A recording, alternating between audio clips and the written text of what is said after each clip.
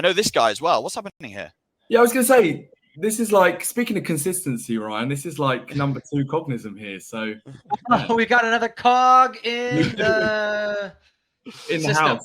How are you getting snuck in here? So we got a cog. We don't have to set context in with you, Brad.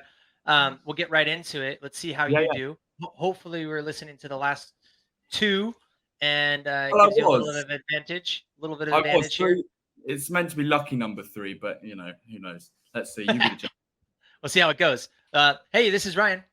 Ryan, hey, you're going to absolutely hate me. This is actually a cold call. I don't know if you want to hang up now, give me 30 seconds and then decide. You got 30 seconds. What's up? Yeah, well, typically, Ryan, when I speak to, sales leaders, they tell me they're frustrated, right? They say they've given all this tech, the training to their team. They're just not speaking to as many people as they could be. They say one of 3 things when I'm chatting to them. It's normally something like, they don't know who to speak to in these companies. Maybe that's fine. You know exactly who you want to reach. You just Hey, this is Ryan. Ryan, hey, you're going to kill me. This is actually a cold call. I don't know if you want to hang up or give me 30 seconds and then decide. Oh my God. Cold call. I heard that side. I hate cold calls. What do you want, man? Word of the day. Why do you hate cold calls so much? You had a bad experience. Hey, this is Ryan. Ryan, hey, this is actually a cold call. You're going to absolutely hate me. I don't know if you want to give me 30 seconds or hang up now. You have 25. You're on the clock. 25. Okay, I better start my timer. I mean, typically, I'll get into it quickly. I speak to sales leaders. They tell me they're frustrated. They've given their reps the training. They've got tech, tools, everything they need. Hey, this is Ryan. Ryan, hey, you're going to absolutely hate me. This is actually a cold call. Say, shh, I'm on a call. What's up? Sorry, go ahead. No, that's fine. Who was that in the background? Hey, this is Ryan. Ryan, hey, you're going to absolutely hate me. This is actually a cold call. I don't know if you want to hang up now, give me 30 seconds and then decide. You got 30 seconds. What's up? 30. I mean, typically when I speak to, sales leaders, they tell me they're frustrated. They've got tech, training, tools. They've got everything, but they're just not speaking to as many decision makers as they could be. So it could be, one of 3 things. All right, let's stop. How'd that feel? It felt okay. I think if I had been in Piers' situation, been the first one, I would have been a lot more nervous, but I've been listening to you guys. Felt good, though. Felt good. Good exercise. Awesome. Great job on the consistency. Obviously, you listened to the point here. The point of being consistent is you're going to get that confidence built up. The consistency and confidence, in my opinion, which you can take it or leave it, is the most important thing to get started, right? It's the hardest thing to do in the cold call is to get everyone focuses on the intro, but it's not about what you say. It's about how you're delivering it more than anything else. And if the words are wrong, but you're confident, then you can make the adjustments. So great job there. You stayed consistent. What I also loved is with the curveballs, you're not just like a robot going right into the typically thing. You're listening and having situational awareness. When I have like the kids in the background, you're acknowledging it. You're not just bypassing like, oh, is everything okay over there? And you have a personality. You're somebody that I would want to engage if I'm not super annoyed. Even the annoyed guy, you did a good job of kind of like, oh man, someone, it was really good. So personable and consistent. It's clear that you're confident. So great job there. That's my section. I'll let Dave give a little bit of feedback and then allow you to get deeper into the next section here, where you can see how you're moving into the pitch portion of the framework. Great job.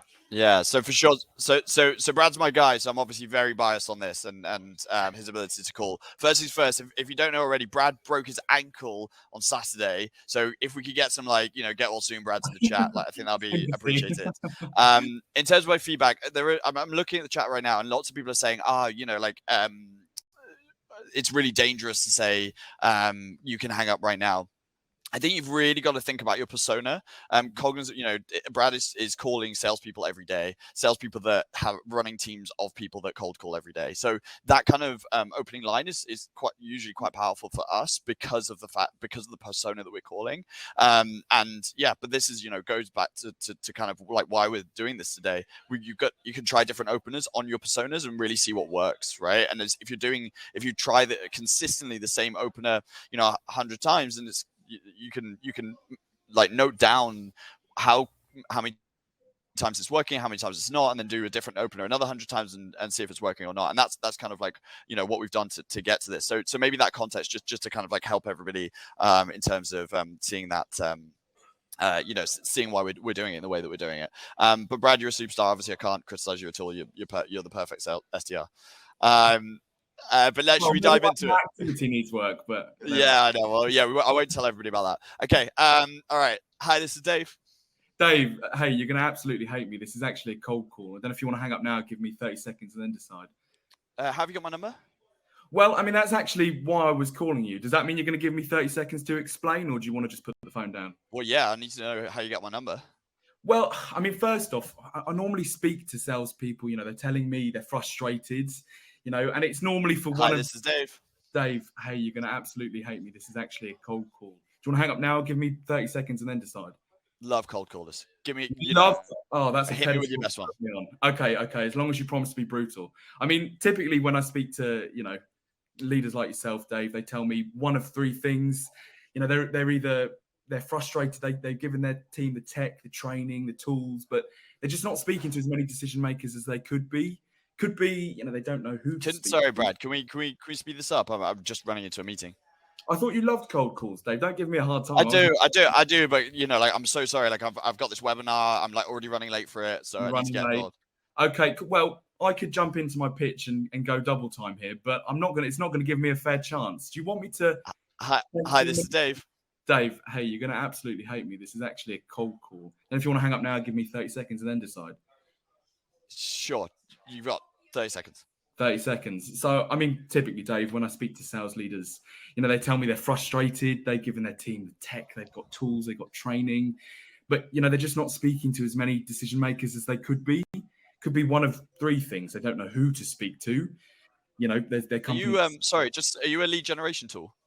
We're not a lead. Why? Are you looking for a lead generation tool? We've already got one in place. You've already got one in place. Well, luckily, we're not a lead generation tool. If I said that I could help your team speak to more people, and you handle what to say, we make sure you can say it. Would you put the phone down? And give me hi, this is Dave. Dave, hey, you're going to absolutely hate me. This is actually a cold call. And if you want to hang up now, give me 30 seconds and then decide. Yeah, I'm really busy. So 10 seconds. 10 seconds. I mean, if someone said, "Tell me what you do in 10 seconds," could you do it? Sometimes. Sometimes. I don't think I can do it in 10 seconds. I'm clearly not as gifted as you. How about 30? And if you don't like what I have to say, you can put the phone down. Is that fair? All right, you answer me on 30. Sure. Right, we'll stop here. Brad, incredible work, man. It's clear that you have the confidence and the consistency here to do these things right. I'm loving the commitment to your talk track, right? So what you're doing well as Dave's throwing curveballs at you is you're committing to the fact that you want to get certain phraseology out before you move forward. That's incredible. That's discipline. That's confidence and discipline in your approach, which is really important. One thing to think about, I was going to time it, and he threw a curveball in there too, is you're going to use the 30-second thing, and you're going to commit to speeding up or not speeding up, is to make sure that whatever your three statements are, because we didn't get through the whole thing, but whatever they are, you can get out in 30 seconds. Yeah. You're going to commit to, if you ask for 30 seconds, and then if someone throws you and you can get it out in 30 seconds, you're there. It's really what you're asking for, and it's what you're going to deliver. So I didn't get there exactly. It may or may not get there. It sounded like you might be able to get there, but just test that, time it, and know that you're actually committing to what you committed to, because you're actually challenging back to commit to that. So great work on that. David. Yeah, Brad, I actually, I've heard some of your calls before. One thing that I used to do is when people were clearly in a rush, I suppose one thing you do so well is you enunciate so clearly on the phone, and you slow down your voice, which a lot of people don't do, right? They start rushing every single time. I think one thing you could do, just in terms of a small adaptation, is when they say they're in a rush, sometimes slowing down a lot then immediately is kind of almost doesn't feel like you're being as receptive in terms of the fact that they've told you that they're in a rush. And I think the easiest psychological thing in the book is speeding up your voice a little bit at the start and slowing it down naturally, because you obviously want to kind of make sure that they're understanding what you're saying again. But it's just going to mean that you're going to get into more conversations, because it's so important to obviously show that you're taking into consideration exactly what the prospect's saying. But Brad and Piers earlier, both superstar SDRs for Cognism, and I hope everybody can see why. Great work, Brad.